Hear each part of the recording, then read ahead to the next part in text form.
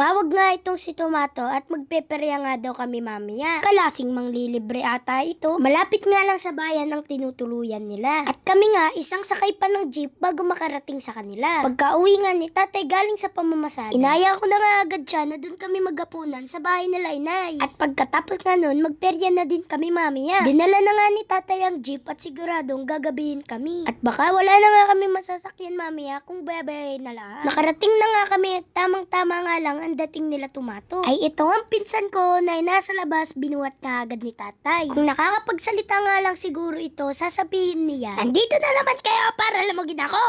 Nagsama-sama na naman nga ang mga lapaw. Akala mo naman ang tagal na hindi nagkita-kita. Fast forward, nakakain na nga kami nito at nakabarik pa nga sila tatay. Kami nga ni Mato ay pupunta peryan, maiba naman. Isusuot nga namin itong maskara na in-order ni Kuya Kevin. Hindi pa naman Halloween pero kahit alisin namin ang maskara namin, ay mukha pa din naman nata pang Halloween. Eto nga, meron din maskara si Kuya Kevin. At siya nga ang kasama namin papunta sa peryahan. Paalis na nga kami nito at biglang nagsamahan sila lapaw. Kami lang naman ang mga magpeperya na walang dalang pera. Nandito na nga kami at nagsuot na nga agad ako ng maskara. Ito nga si tatay nagsigurado na at bumawas na nga dito sa kanyang barya. Nauna na nga kami kina mama at habang naglalakad sila, nakita nga silang 3 bugok dito. Kakaunti pa nga ang nagbebenta dito pero sana madagdagan pa para mas lalo nga sumaya ang mga mata ni mama. At tuluyan na nga mabutas ang mga bulsa ni tatay. Dumaretso na nga agad kami dito sa peryahan dahil ito naman ang sadya namin talaga. Habang naglalaro nga kami dito, may nanonood nga sa amin. Di ko nga alam kung matatakot pa sila o matatawa. At dahil naka 90 pesos na nga agad kami dito, limipat na nga kami. Diba ang tawag dito sa mga inaagisa ng piso? Humingi na nga kami ng barya kay tatay at palalaman nga kung may papapala kami dito. As a matipid na person na kagaya ko, para nang ihinayang na nga agad ako sa inagis ko. Hindi nga lang halata dito sa itsura ng mukha ko.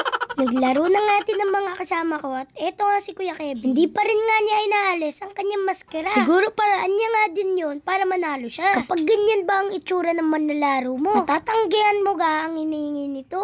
Naubos na nga ang barya at naghiwa-hiwalay na nga kami. Kung sino nga maglalabas ng pera, siya nga ang tatabihan namin. Dahil wala nga nagkusang dumukot sa bulsa. Eto nga si mama, binigyan na nga kami ng pera. Para nga makapag-rides na nga kami ulit dito. Kasama ko nga ulit itong pinsan ko at ito si Tomato. Dahil maliit nga si Tomato, libre na nga lang daw ang sakay niya. Tatay na nga lang ang pinakakit ni mama para mag-video. At siya nga daw ay natatakot. Tignan mo, ang tapang-tapang sa bahay. Pero takot naman pala dito sa mga ganito. Nyaro! Hindi pa nga nagsisimula at napapadasal na nga itong si Tomato. Kanina nga lang siya nananakot sa tao. Ngayon nga siya na ang takot na takot dito. Kahit bahong-baho na nga ako sa ining ako, hindi ko pa din nga hinuhubad ang maskara ko. At kaya ko pa naman ito tiisin. Pero ito ang kay Tomato ay inalis niya na. Siguro nga ay hindi niya na talaga kaya.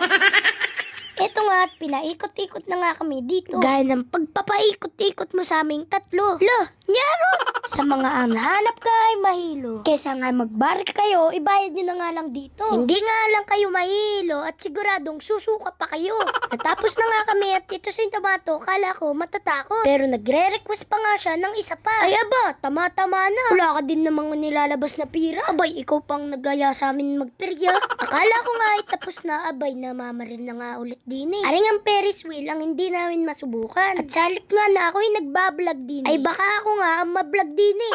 Bago pa nga maubos ang pambili namin ng tsinelas, umalis na nga kami at nagpunta na nga kami din eh. Habang namimili nga ako diyan, may nakakilala pa nga sa akin. Shoutout nga po pala sa inyo at salamat po. Kahit yagit na nga ang itsura ko, nagpapapicture pa rin sila. Ay kung ako nga ay magiging artista, ay tatanggihan ko nga talaga. Dahil hindi ko nga kayang panindigan ang araw-araw na babango. Magandang lalaki sa paningin ninyo.